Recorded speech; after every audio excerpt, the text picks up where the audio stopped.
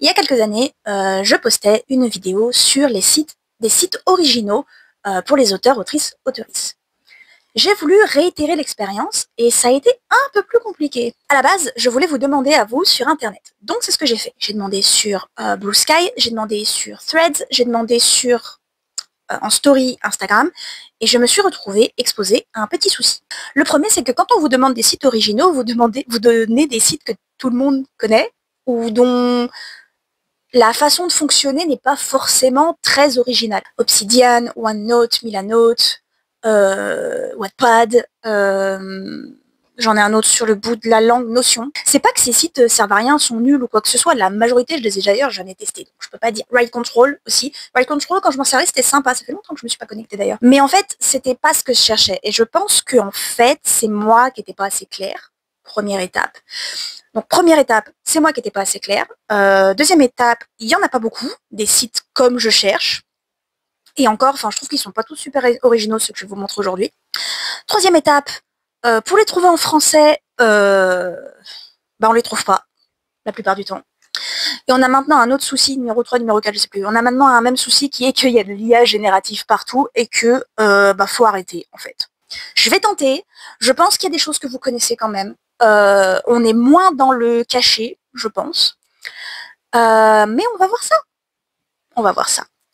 J'ai, si je réfléchis bien, 1, 2, 3, 4, 5, 6, 7, 8, 9, 10, 11 trucs par rapport à la dernière fois. Donc ils sont peut-être moins bien, mais il y en a plus. À vous de voir ce que vous préférez. Le premier, je pense que vous le connaissez, ou qu'en tout cas, si vous êtes dans l'auto-édition, vous le connaissez. Ou si vous faites un site, vous avez votre propre site internet. Il s'agit de DIYbookcovers.com, qui est en anglais, mais qui est facile d'utilisation. Et en gros, c'est un site qui propose gratuitement des mock-ups pour vos sites internet, pour votre promo. Celui-là, je l'aime beaucoup. Il s'agit de tvtrope.org. C'est en anglais. Et là, il faut lire l'anglais. Donc, si jamais, je suis désolée. On parle beaucoup des tropes, en bien, en mal, dans l'écriture, dans la lecture, tout ça. Moi, à mon avis, j'aime bien ça. Dans la lecture, j'aime bien ça parce qu'en fait, moi, je ne lis pas les résumés. Donc, je vois 2-3 tropes et je me dis, allez, c'est bon, ça m'intéresse. Et là, dans l'écriture, ça m'intéresse parce qu'en fait, ça permet de connaître des schémas, ça permet de connaître plein de façons d'écrire, plein d'histoires, plein d'intrigues qu'on n'avait pas forcément pensé. Et dans TV Trope, il y en a, mais à la pelle. Il y a des tropes dont je n'ai jamais entendu parler de ma vie. Moi, j'aime bien décider, en fait, des tropes quand j'écris au tout début, c'est-à-dire pour me donner une base de ce que je vais raconter. C'est classé par genre, par média, par façon trope narrative, topical tropes, ça je sais pas ce que c'est. Vous avez également plein de listes, et même pour chaque liste, voilà. Et puis après, vous avez comme une page Wikipédia un peu qui vous explique comment ça fonctionne et qui vous donne des exemples. Et vous pouvez aussi utiliser le bouton qui s'appelle Random Trope, et ça vous fait toute une page là-dessus qui vous fait non seulement des exemples, mais plein d'autres tropes qui y ressemblent et ce genre de choses. Et ça peut permettre de vous inspirer, en fait, ou de comprendre un peu plus ce système de promo ou d'écriture. Celui-là, je pense que vous le connaissez parce qu'en fait, je l'ai trouvé simplement sur Threads. Il s'agit de Asgard. Je sais qu'il existe Incarnate, je sais qu'il en existe des payants aussi qui sont vachement bien.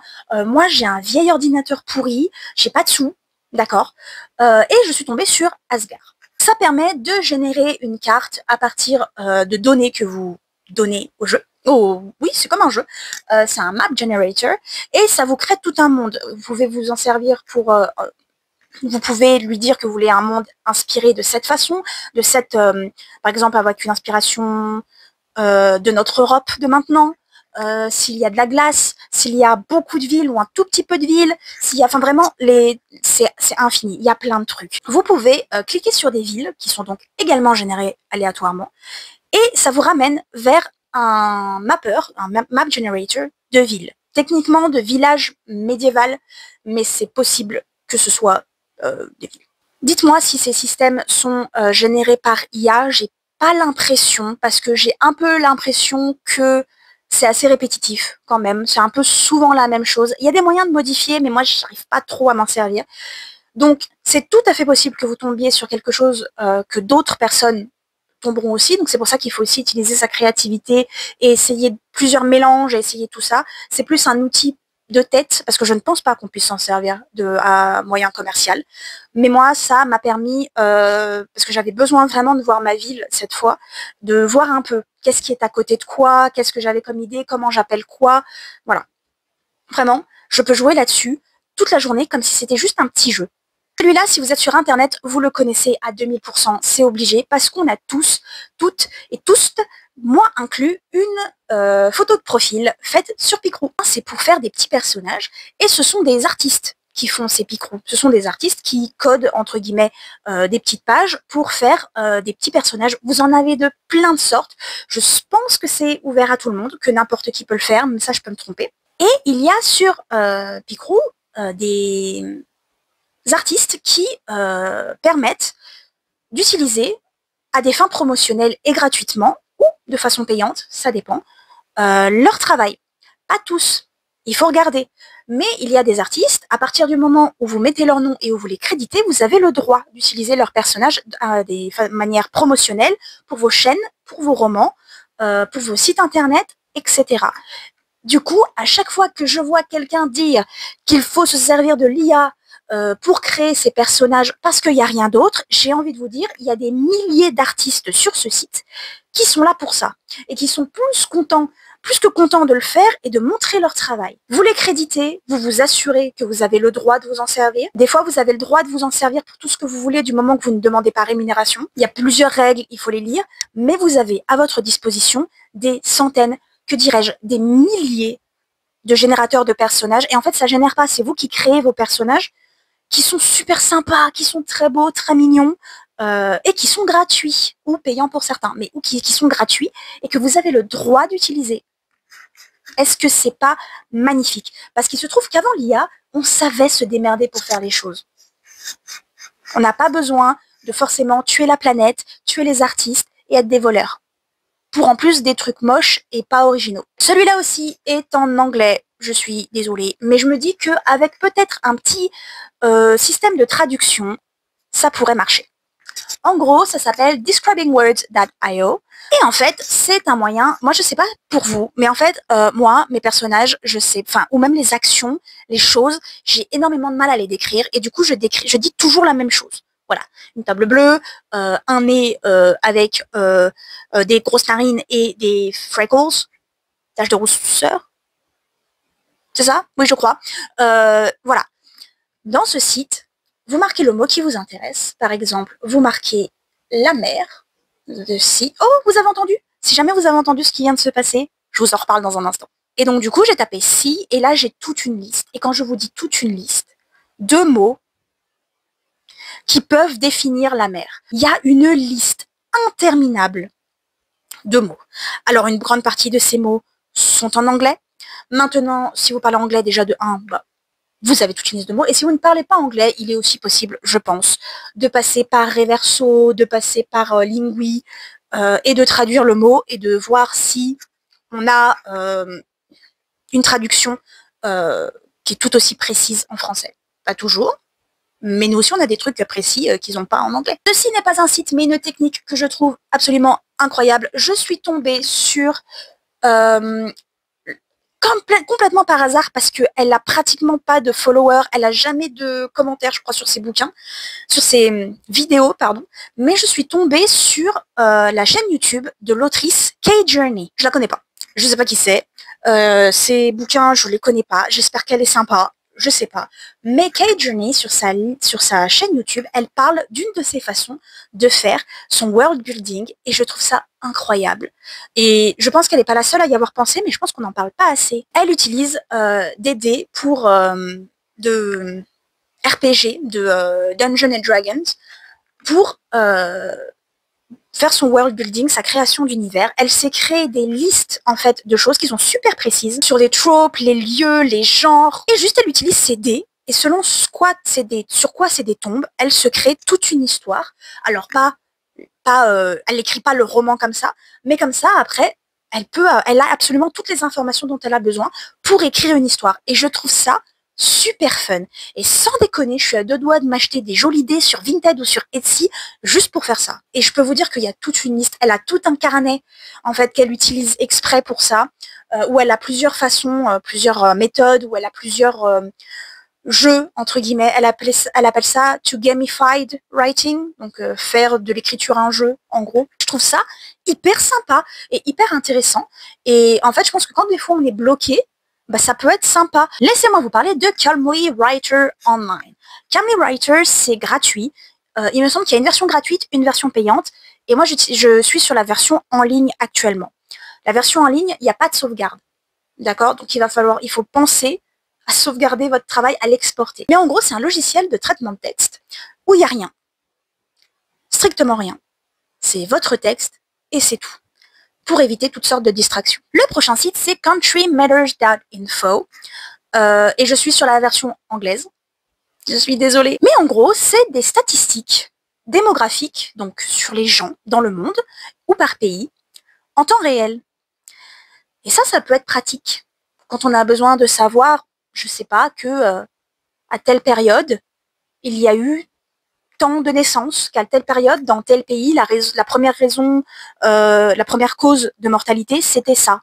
Ça peut servir pour certaines recherches qui sont quand même très précises. Quelque chose dont moi j'ai eu plus ou moins besoin pour Toi, moi et l'Apocalypse. Je pense pas que ça se soit vu, mais il m'a quand même fallu essayer d'être à peu près logique quand on parle d'un road trip. Alors, c'est un site qui s'appelle Nenki.fr et je suis sur la page du calculateur temps voyage. Sur cette page, qui est en français, vous pouvez rentrer de lieux.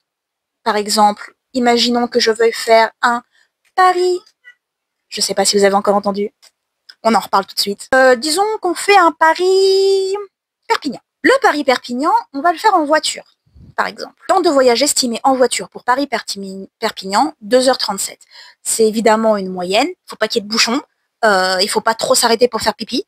Mais ça peut vous aider si vous avez besoin de calculer des distances. Vous avez également à pied, voilà, 56h44 minutes. En vélo, ça vous prendrait 10h57 minutes. Et après, il y a transport en commun qui, je suppose, prend les trains et les avions en compte. Le site que j'ai ensuite trouvé, mais que je n'ai pas encore essayé, c'est un site qui s'appelle webwriter.net. Mais en fait, si vous tapez webwriter.net, je vais tout mettre en description de toute façon. Vous allez tomber sur un site un peu moche. D'ailleurs, les sites pour auteurs sont souvent très laids. Mais du coup, il y a une page sur laquelle vous pouvez aller qui s'appelle The Fantasy Builder World Builder Guide 30 Days of World Building. Donc, ça s'appellerait le guide de fantasy pour le world building, 30 jours pour faire du world building. Et en gros, c'est une personne qui s'est inspirée du NaNoWriMo, qui est d'écrire un roman en un mois. Et en fait, pour vous aider à faire du world building en un mois. Vous avez tout le guide. C'est évidemment en anglais, je suis désolée. Si quelqu'un veut le traduire ou avoir sa version française, faites-moi signe. Mais en gros, eh ben, vous avez tout pour créer un monde en un mois. Et je pense que c'est quelque chose d'assez intéressant. Si je clique, il se passe quoi? Voilà. Le premier jour, vous parlez du climat. Le deuxième jour, Physical Planet. Oui, voilà. Pour comment est votre planète. Troisième jour, Mood and Setting. Quatrième jour, Cataclysm. Cinquième jour, The Map. Et vous avez tout un truc.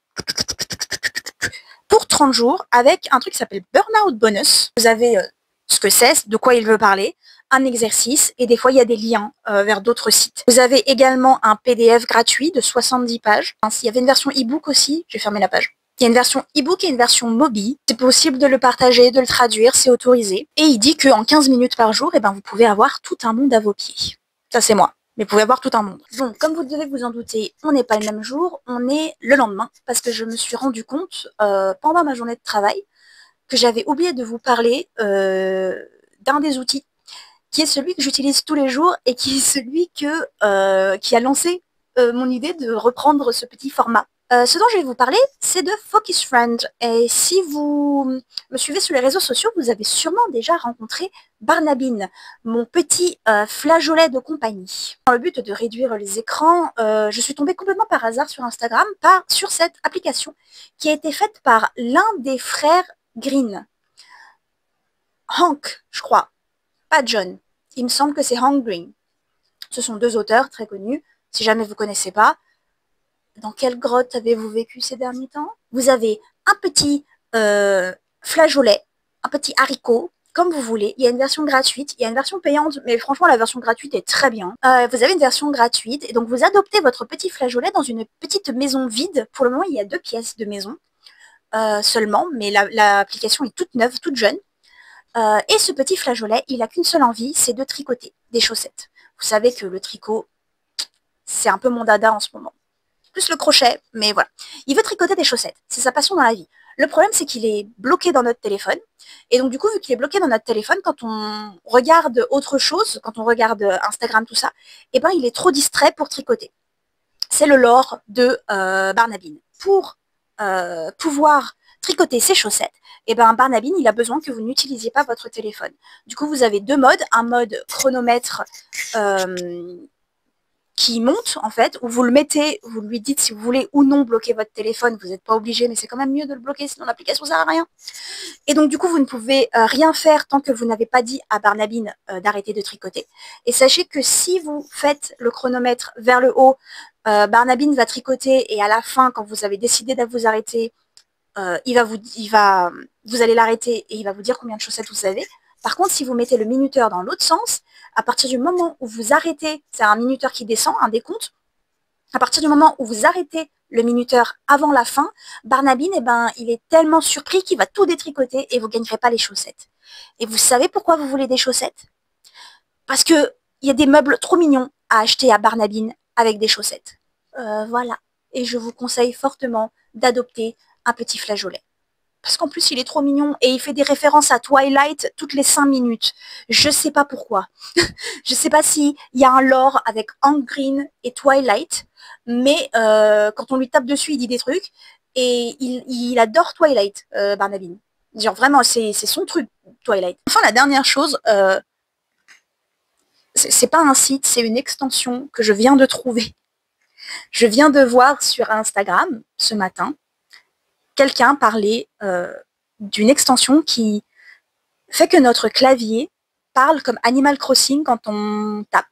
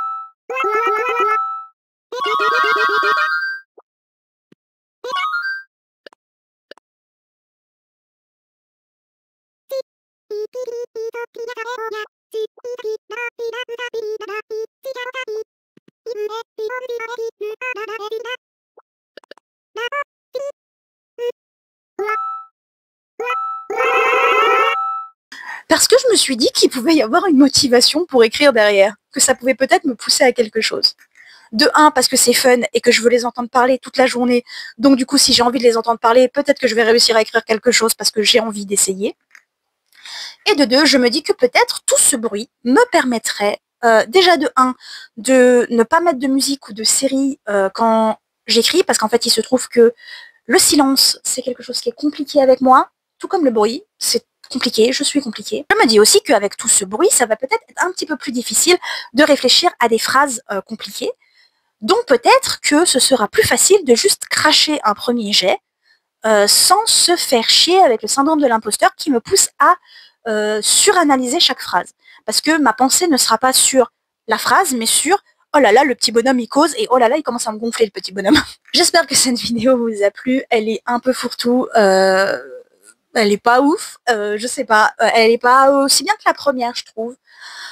Mais voilà, pour moi, ce sont des sites originaux, ou en tout cas des sites qui peuvent aider, et qui sont plus qu'un traitement de texte, qu'un truc qui permet de faire du world building, de faire des plans, tout ça, qui ont un petit twist, un petit truc qui peut être utile, motivant, ou juste rigolo, et qui permet peut-être de débloquer quelque chose. J'aimerais beaucoup en avoir d'autres pour faire une troisième partie, mais là, ça commence à être compliqué.